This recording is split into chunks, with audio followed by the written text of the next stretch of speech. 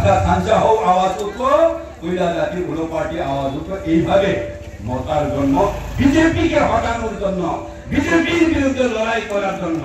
সেই সময় এই অদ্ভুত কিছুর মালিক বলেছিলেন সিরিয়া করানো প্রধানমন্ত্রী সিরিয়া এরকম বলছিলেন বিজেপি প্রধানমন্ত্রী আমাকে 300 এখন এরকম এই ধরনের বক্তব্য। মানুষ মনে করেছে মথা বিজেপির বিরুদ্ধে লড়াই করবে। আমরা তখন বলেছিলাম মানুষ বিজেপির উপর রাগ করেছে, এখন আমাদের দিকে আসতে চায়।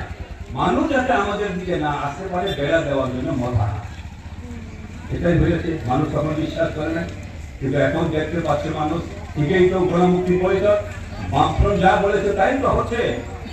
বিজেপির বিরুদ্ধে লড়াই করার জন্য আমরা যে মথা তৈরি করেছি, এই মথা এখন বিজেপির সরকারের পার্টিরা অংশীদার, সরকারের অংশীদার, তারা মন্ত্রী এখন এই মথার নেতারা, আর এই মথার নেতারা এখন এমপি। এইটাকে ত্রিপুরা রাজ্যের মানুষ মেনে নেবে না।